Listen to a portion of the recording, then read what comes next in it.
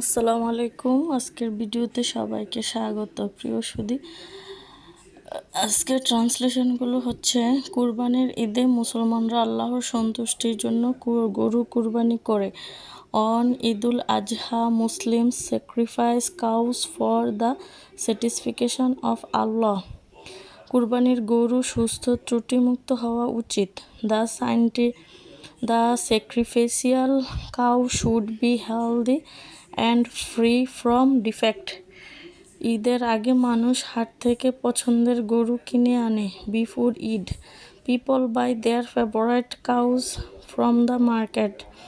কুরবানির গরুর মাংস গরিব আত্মীয়দের মাঝে বিতরণ করা হয়।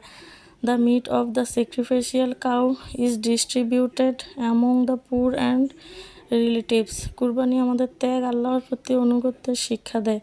কুরবানি teaches us sacrifice and obedience to Allah.